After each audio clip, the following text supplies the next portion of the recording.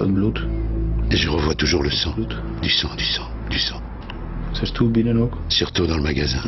Le carrelage était beige avec des taches noires, mais il était recouvert de sang. En alles ook altijd vol bloed.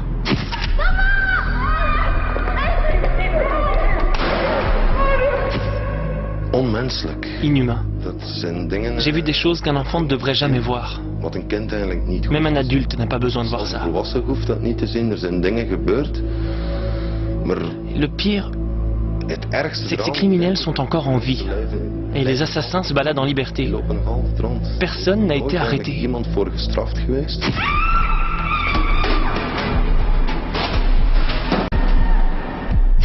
Chaque jour, il n'y a pas un jour qui passe où je n'y pense pas. Des fractions de secondes, hein, mais il y a toujours quelque chose.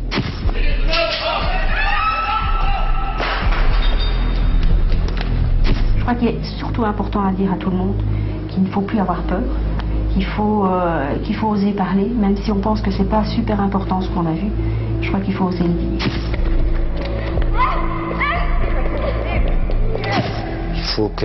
Il faut qu'on décide. Rien à faire. On n'a pas le droit de laisser tomber. Pas du tout.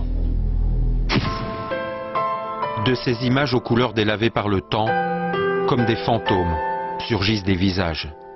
Rebecca, 12 ans, abattue puis achevée à bout portant. Comme son papa, comme sa maman, comme Marie-Jeanne, Dirk, Georges, Yann, comme la petite Elsie, 10 ans. En cette nuit de sang du 9 novembre 1985 au délaisse d'Alost, 8 vies volées, 8 vies fauchées et tant d'autres brisées. Par qui? Pourquoi? 25 ans plus tard, l'envie et l'espoir de répondre aux familles ne sont pas éteints pour les enquêteurs. Leur nouvelle arme pour éclairer ce passé tellement obscur, le récit minutieusement reconstitué des événements sur base des témoignages. La ligne du temps des 30 dernières heures des tueurs du Brabant wallon. Si on parvient à élucider ne fût-ce qu'un élément repris dans cette ligne de temps, on a élucidé. C'est si simple que ça. Les 30 dernières heures des tueurs du Brabant wallon commencent ici, au bois de la Houssière à Braine-le-Comte, le samedi 9 novembre 85. Il est 18h45, dans la pénombre, l'attention d'un conducteur est attirée par un véhicule arrêté et par ses occupants énigmatiques.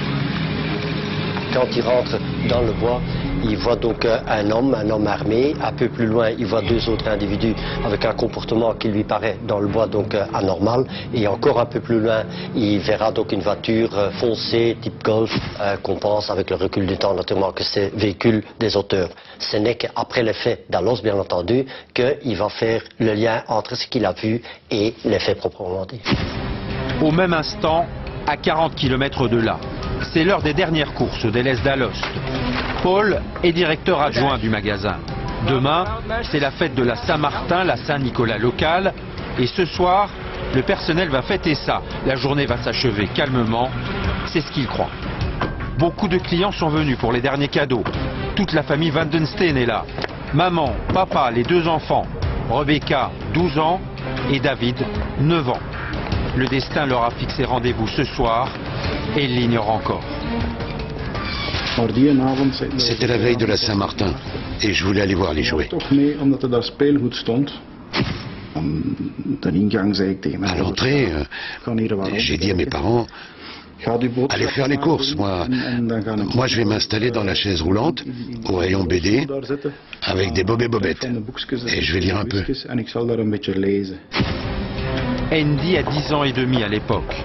Ce soir-là, il accompagne sa marraine et son petit frère. Ils ont failli ne jamais arriver. Le destin. Encore. Ma marraine était un peu pressée. Les magasins allaient fermer et sur la route, il y avait une voiture qu'elle ne parvenait pas à dépasser. Pour finir, on est arrivé tout juste, avant la fermeture, et on a fait des courses. Dimanche, c'était la Saint-Martin, et on allait être gâtés, chouchoutés, recevoir des bonbons, bien manger. Le caddie était plein. 18h55. Au délaisse d'Alost, clients, employés, des dizaines de personnes sont occupés à leurs achats ou à leur travail. La fermeture se profile, doucement. Le directeur adjoint relève les caisses pour faire les comptes. Leurs pensées sont très éloignées du spectre des tueurs qui ont attaqué 2 Delhaize et fait 8 morts il y a 6 semaines. Ce n'est pas le cas des policiers à l'Ostois. Depuis les tueries d'Overreis et de Braine-l'Alleud le 27 septembre, les patrouilles se multiplient autour des grandes surfaces. À cette heure-là, l'agent Evans est en mission. Ce moniteur de tir ne le sait pas encore. Son rôle sera crucial. Je patrouillais en ville avec un collègue. Et à ce moment, on contrôlait un véhicule suspect, Keizersplain à Alost. Même heure, sur le 40 à Grand Bigard, près de la station-service Texaco, un témoin voit un homme traverser l'autoroute. Il est armé. Sur la ligne du temps des enquêteurs, les témoignages se multiplient, le danger se rapproche, inexorablement. Toujours au même endroit, peu avant 19 h, une voiture au comportement étrange intrigue le pompiste. Dégage, dégage, dégage! Il y a vu des agissements suspects, donc une voiture Golf, noire ou foncée, et qui est à l'arrêt de la pompe d'essence. Mais il ne prend pas de l'essence. Il va vers le véhicule, il veut nettoyer donc les carreaux, et donc on lui dit de partir. Le véhicule va se déplacer, va se mettre à une autre pompe d'essence, et ne va toujours pas donc prendre de l'essence, il va partir. Les tueurs ont-ils rendez-vous avec des complices à cet endroit? Un deuxième véhicule entre-t-il dans la danse macabre qui se prépare? Un nouveau témoignage va dans ce sens. Quelques minutes plus tard, une poignée de kilomètres plus loin sur le 40, à Ternat, Emile Wouters est en route vers un restaurant grec d'Alost. Son regard est attiré par les passagers d'une Golf, inédit. Son témoignage est peut-être capital. On s'est approché petit à petit de la voiture, on a roulé à côté d'elle, et j'ai vu un homme couché à l'arrière.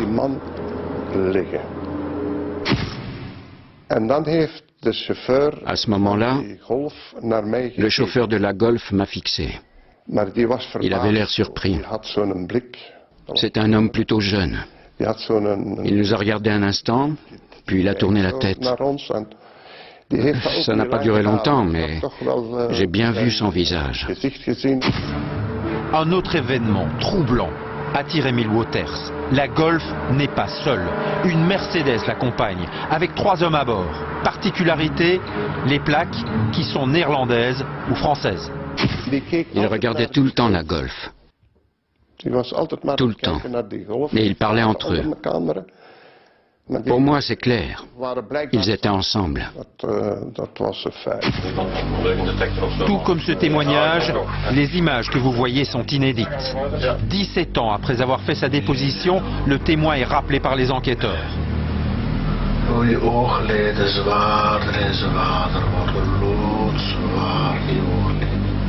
Sous hypnose, il revit les événements dans les moindres détails.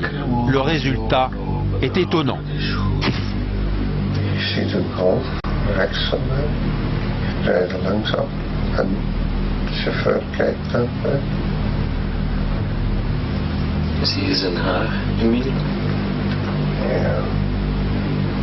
Van donkere kleur? Ja. De vorm van zijn gezicht, wat kan je daarvan zeggen?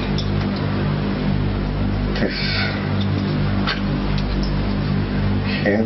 is een spitsfiguur. Exhumé du passé, voici pour la première fois le portrait robot du chauffeur, dévisagé par le témoin. La trentaine, le visage émacié, le regard aussi noir que les cheveux, un membre de la bande. Peut-être. 19h40. Dans sa course effrénée, le temps retient son souffle. Au Delhaize d'Alost, le directeur adjoint clôture les comptes. Sur le parking, une Golf s'arrête. Ils sont là. Andy, sa marraine, son petit frère, tout en sourire, alors que le bonheur touche à sa fin. Encore perdu dans ses lectures d'enfant, David. David! Les derniers moments d'insouciance et un petit cadeau de la caissière, qu'il n'oubliera jamais. On paye et la caissière me donne un ballon bleu. avec l'emblème du Deleuze, le petit lion. À ce moment-là, on quitte la caisse et je dis à maman, je pousse le caddie, je pousse le caddie. Et il était bien rempli et c'était difficile à pousser. Alors on passe les portes coulissantes. Le petit David pousse vaillamment le gros caddie. Sur le parking, sa maman, sa grande sœur, son papa, la famille, ensemble, en vie.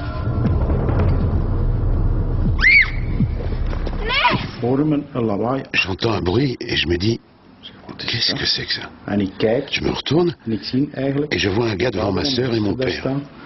Un grand type, avec un long manteau. Et sur la tête, il porte une perruque, avec des petites boucles foncées, genre permanentes, comme le journaliste Karl Leibrecht. Il a une écharpe devant la bouche et je pense en moi-même, c'est quoi ce truc? Qu'est-ce qu'il va faire?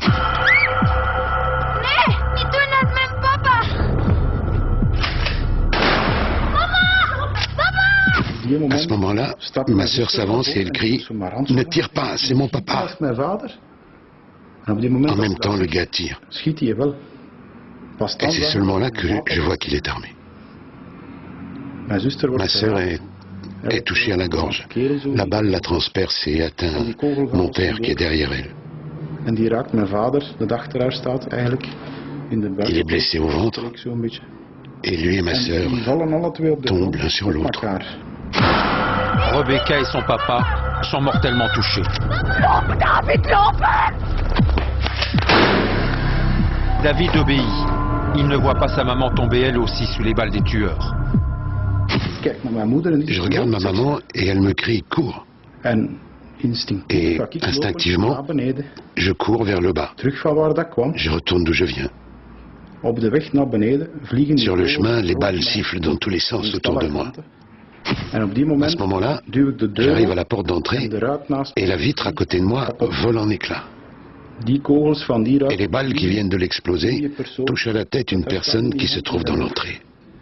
Elle s'écroule et je dois sauter au-dessus d'elle. Derrière David, comme un chasseur, le tueur traque et abat tous ceux qui passent dans sa ligne de mire.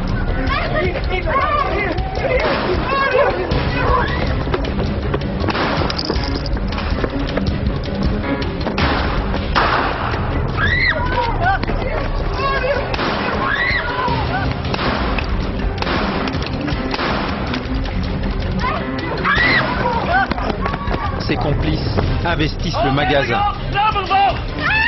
À l'instant, Wendy, sa marraine et son frère vont sortir. On était presque arrivé à la sortie quand on a entendu des cris, des hurlements. J'étais enfant, j'ai pensé que c'était des adultes qui se disputaient, pas un hold-up. Et quand la vitre a volé en éclats, tout près de nous, là on a compris qu'il y avait un souci. On a fait demi-tour, paniqué, en laissant le caddie. Dans le magasin, c'est l'affolement.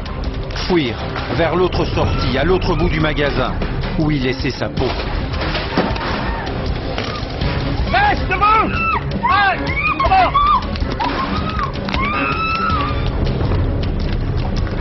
Ici, celui que l'on surnomme le vieux fait régner la terreur près des caisses, donne ses ordres en français ou en flamand, impassible, redoutable.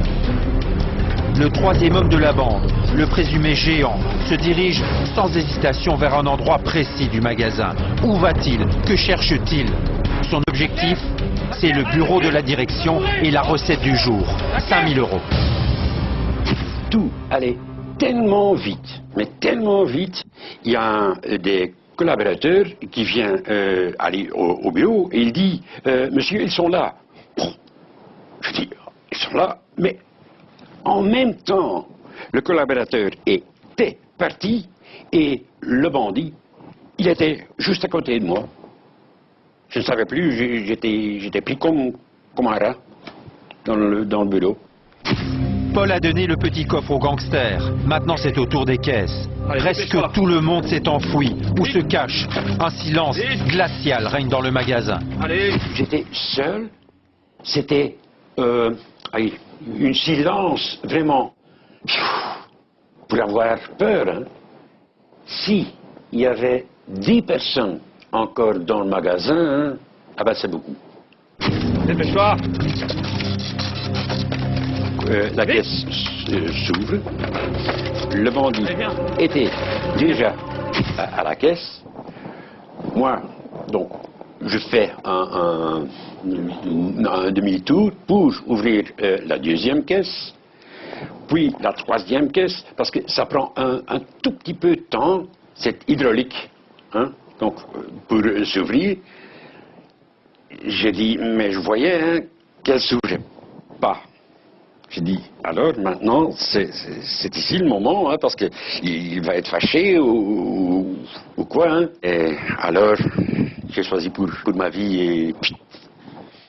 Heureusement pour lui que l'auteur a probablement tiré 5 cartouches et à ce moment-là, il doit recharger son arme, donc le riot gun, et c'est à ce moment-là qu'il parvient donc à s'échapper. D'autres vont avoir moins de chance. Seul survivant de sa famille, David, qui s'est caché à l'intérieur, croise à nouveau la route des tueurs.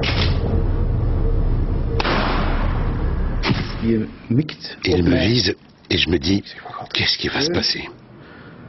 Et à ce moment-là, il tire. Et je prends la balle à hauteur de la hanche. Comme un talisman pour se protéger, David serre au creux de sa main son dernier cadeau, le ballon bleu.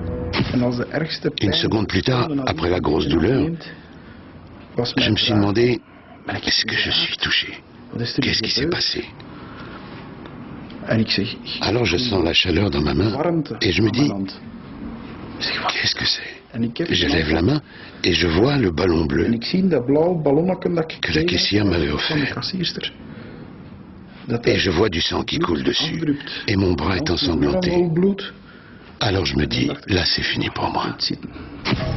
Quelques mètres plus loin, un autre drame se joue. Andy et son petit frère sont couchés à la sortie. La marraine bloque la porte.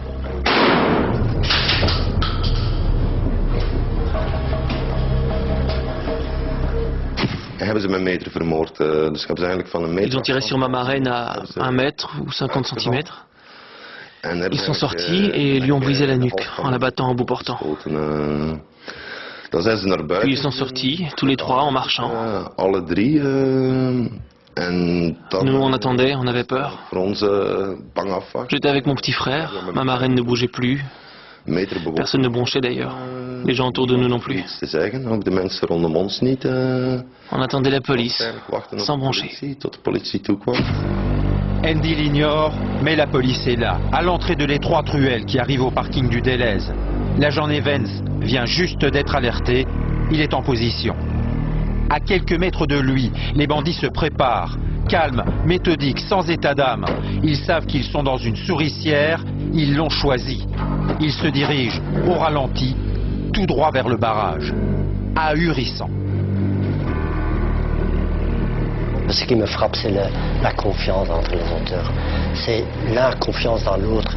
Quand le véhicule, donc la Golf, va sortir du parking, la police est déjà là, donc ils vont se faire tirer dessus. 2 auteurs sont dans la voiture et ils vont quitter, mais vraiment à leur aise, donc quitter le parking. Pourquoi? Parce que le troisième, ce qu'on appelle nous, donc le tueur, est à côté de la voiture. Ils ne vont pas accélérer. Même pas quand ils savent qu'il y a la police qu'on leur tire dessus, ils ne vont pas accélérer. Ils vont attendre donc leur complice. C'est rien fait dans la précipitation, c'est presque calculé. Ce sont des gens qui, c'est pas exclu qu'ils ont déjà été au feu, quoi. Voilà. Policiers et bandits sont pratiquement face à face. Le tueur saute dans le coffre, la Golf accélère, Eddie Evans tire 3 fois. Mais la Golf disparaît sans riposte, le haillon grand ouvert.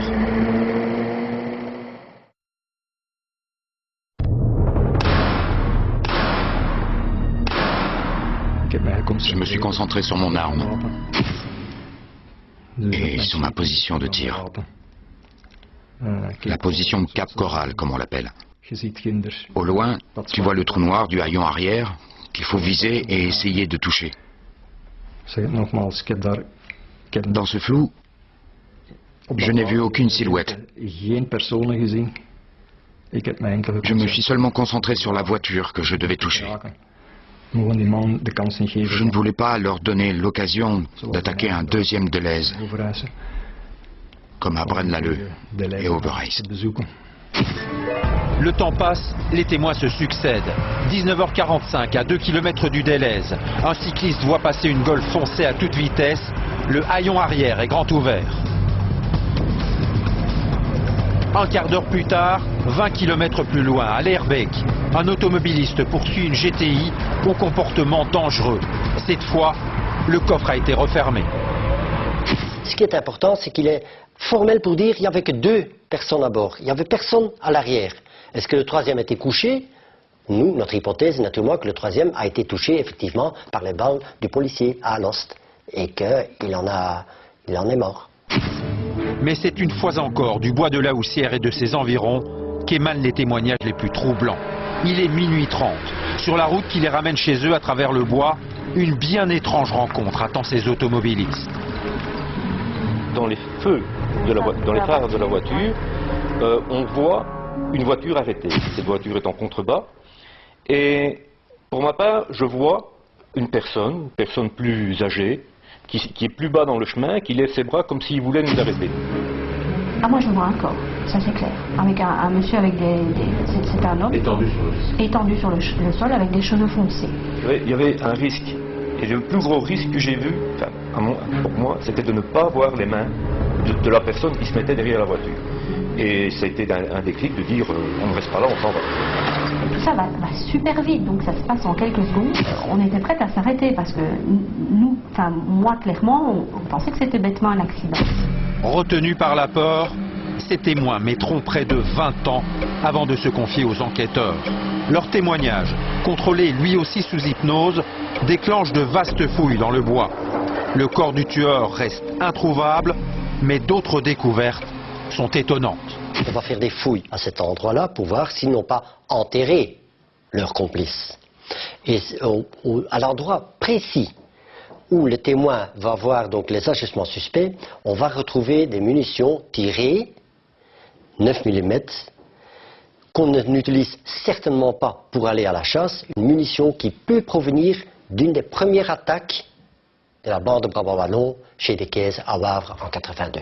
C'est encore une fois un élément dans les 30 heures qui nous font penser qu'un des auteurs, donc le tueur, celui du parking, s'est fait tuer par une balle de la police. Pendant 24 heures, la bande disparaît de la circulation, mais reste sans aucun doute terrée dans cette région du bois de la Houssière. Sa base de repli, sa zone de confort, qu'elle connaît comme sa poche, dans laquelle elle se fond, comme le prouvent tant d'indices. 11 novembre 85, minuit 30. Le canal de Ronquière au lieu dit le large de Fauquet. Un ronronnement de moteur réveille un riverain. Il y a une Golf foncée, encore, et un second véhicule. Les voix de plusieurs hommes, le bruit d'objets dont on se débarrasse dans les eaux sombres du canal. Un an plus tard, des fouilles sophistiquées extirpent des flots, une centaine d'objets reliés à la bande. Cette fameuse découverte lie au fait tous les faits. Mais ce qui est important, c'est qu'on retrouve notamment une arme Blackout qui a été volée chez Desquaises. Ça veut dire un des premiers faits de la première vague. On retrouve également, et ça c'est quand même très important, le baby coffre, c'est un petit coffre que les auteurs ont pris avec au Deleuze d'Alost, le dernier fait. On retrouve également une veste qui correspond à la description que les témoins donnent du tueur qui est sur le parking. Et on retrouve un gilet pare-balles. Alors ça nous fait penser à un équipement d'une personne.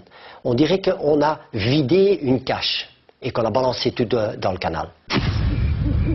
La même nuit, à 2 km du canal, dans le bois de la Houssière, une fois de plus. La bande s'apprête à faire disparaître un des derniers indices. L'hypothèse est limpide. Avec la mort du tueur, celui qui a abattu sauvagement 7 personnes sur 8 à Alost, 24 des 28 victimes des tueries, le gang n'existe plus. Qui sont les tueurs du Brabant? Une piste intéresse aujourd'hui particulièrement les enquêteurs. Il y a des pistes qui sont liées certainement au bois de la Houssière, certainement à cette zone de confort. Il n'est pas exclu non plus qu'on s'est trop orienté vers des gens, donc je vais dire des Belges, si je peux m'exprimer comme ça. Il y a quand même certains éléments dans le dossier qui font penser à une implication éventuelle du milieu français, notamment dans la première vague. N'oubliez pas, le premier fait a été commis à Maubeuge, c'est quand même en France, et certains faits de la première vague ont été commis avec un véhicule qui était muni de plaques françaises, d'ailleurs de caisses aussi. Donc le même véhicule va être utilisé avec des plaques belges en France et en Belgique avec des plaques françaises. Ce qui nous fait penser que il n'est pas exclu que, en fait, des Français peuvent être impliqués et peut-être qu'il y a des gens donc autour du bois de la Houssière, dans cette zone de confort, qui ont vu donc des Français, des voitures avec des plaques françaises qui n'étaient pas là avant. Ça peut permettre à élucider. Une piste vers la vérité qui espère de nouveaux témoignages. Car derrière eux, les criminels ont fait le vide. Ce lundi 11 novembre 1985 à 1h30 du matin, leur Golf flambe dans le bois de la Houssière. 30 heures après les premiers indices sur la tuerie d'Alost, la bande du Brabant wallon efface une de ses dernières traces. Le chrono s'arrête, mais pour les enquêteurs, le temps continue de courir. Les 28 morts des tueries sont toujours un mystère. Il reste 5 ans pour l'élucider. Tant de familles l'attendent, tellement de vies meurtries l'espèrent.